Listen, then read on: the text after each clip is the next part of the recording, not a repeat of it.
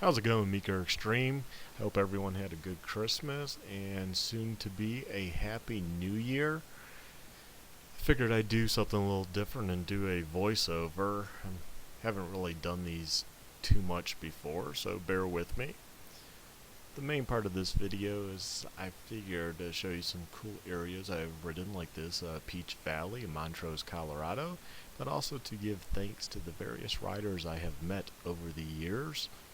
And you really get to meet a lot of people with the work that I do. I'm also very much an advocate of trails and various trail groups that fight for our right to have these wonderful trails and riding areas. And it's just a big thanks to the Colorado Trail Preservation Alliance, Colorado Off-Road Highway Vehicle Coalition, Rocky Mountain Adventure Riders, other groups like Ride with Respect out of Utah, more local groups like Papa out of Telluride, and there's many more groups, but also a big thanks to various companies. And some of you may know or may not know that I do a lot of work with Rocky Mountain Adventure Riders. I am the VP now, but I do most of the marketing. And with doing that, I get to learn and know what companies really support our right to ride. And amazingly, a lot of companies have their little pet charities and whatnot, especially when you get to bigger corporations like manufacturers. And to get them involved is very difficult, and that's one of my wishes for 2016 is to get manufacturers involved in our trails, especially here in Colorado, but really anywhere. And with that said, some companies like that are big supporters are KLIM, SENA, also Highway Dirt Bikes, Wolfman Luggage, Strider, Recluse, Apex Sports, IMS Products, Performance Cycle, and many more. I have a huge list, and they help out with Rocky Mountain Adventure Riders to raise money. So, check those companies out, and there's also more. So, you can always go to the Rocky Mountain Adventure Riders Facebook page or Google it and go to the website, and you can check out sponsors and see who's sponsoring for various events. Also check out some of the Rocky Mountain Adventure Riders events that we put on. One's going to be in Moab, Utah. The other's going to be in Silverton, Colorado for 2016. Both are great events, raising money, and don't be afraid of it. You ride your own ride when you show up.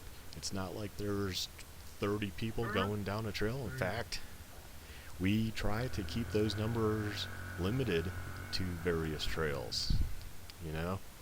Maybe 10 max depending on the trail, but a lot of times if it's like a single track, we like to keep that number down to 5, 6, around there, or smaller. And there's also a lot of people that just go out and ride their own rides.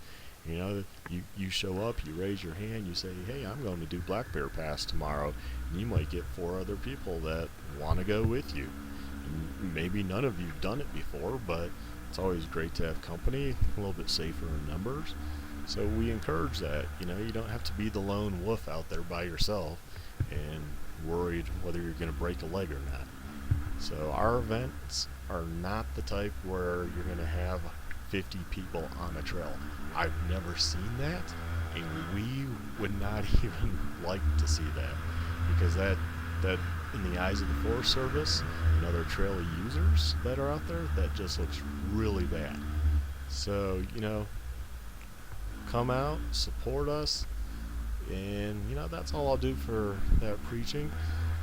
Some other things I'd like to probably touch base on in this video is I get asked, like, I guess people say I'm a good rider. I don't know if I am or I'm not. I've seen people that are better than me, and maybe I'm better than others. You know, you're never gonna be the best. I'm definitely not a racer. I've been asked that if I've raced. No, I have not raced. I don't have that much interest in racing, although I do like enduro cross, and I wouldn't mind trying that. But getting older, I don't know if I would actually try that at this point. But it's just mainly because I had the luxury of riding 4 days a week, 5 days a week, 6 days a week, whatever I wanted for many years. So, I guess you could put me up in a category of being a pro racer, if you will, amateur racer, where I was able to ride every day. And of course, you build your skills real quick when you can do that. And I'm definitely not a pro racer, but that same concept. They get a ride every day, so you build your skills real quick. And the more you ride, a lot of this riding is just memory reflex.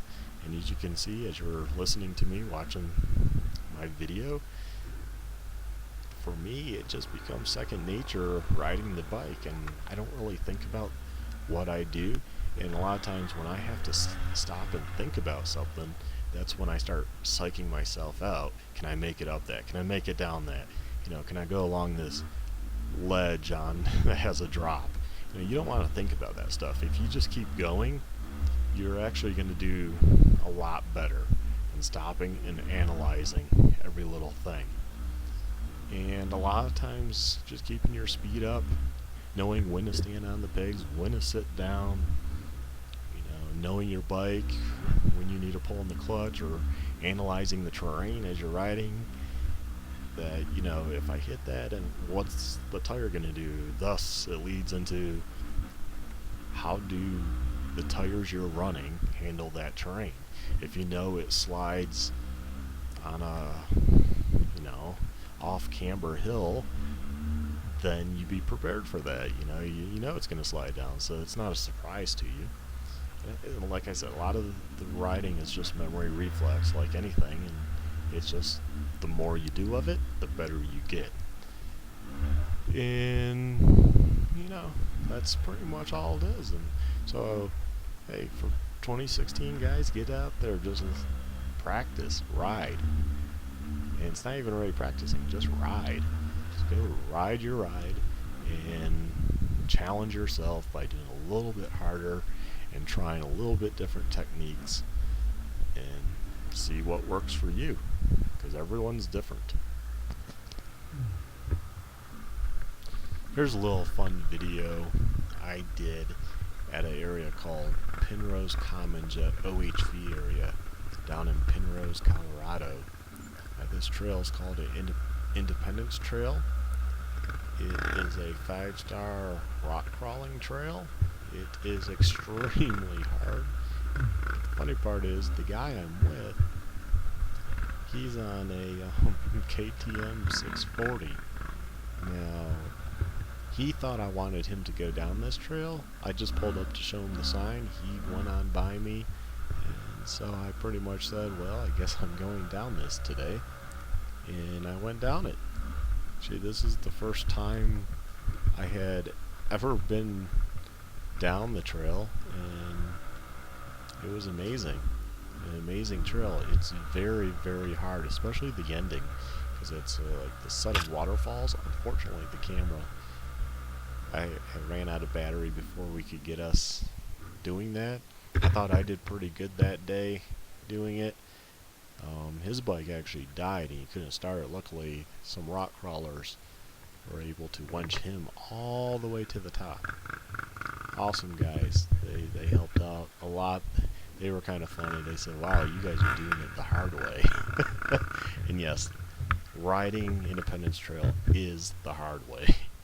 And I'm pretty proud of myself for doing that. I've done it one more time since then, and boy, it seems like it gets harder every time, but I'm getting older every time, so I want to do it one more time at least and go the reverse direction, which some of it would be actually more challenging and probably take more trials type skills, because the areas you have to get up. And it's slowly, here we're slowly going downhill, but you can't really tell in the video. It's a slight downhill, so the other way would be a slight uphill all day. Because it would take quite a while to do the trail. But it's fun. It's fun to do. So whether it's riding some gnarly trail, some dirt road, whether you're on a little bike or a big adventure bike, just be glad you're out there riding and having fun. You're doing something that a lot of people don't do, but yet, even with that said, there's a lot of people that enjoy the same activity as you, and you can meet a lot of great people like I have through the years on various rides, just like this elephant ride. It was a great time. You get to know people, you get to meet new riding buddies, you make lifelong friendships, and it's a very bonding experience to ride. And I don't know, it's kind of hard to explain. It's, I guess, something you share with a group of people. It's a lot of fun, and you end up looking forward to seeing these people year after year after year. Whether it's at an event that I have participated in, or even with riding with my buddy Richard in Utah, I have met a lot of new people that have become good riding buddies. I've seen a lot of new sights and sounds, and have even come across some oddball KLRs with huge luggage. But it's always been a great group, and the support from vendors and others have been awesome. I look forward to seeing these people year after year, and I can truly call them friends.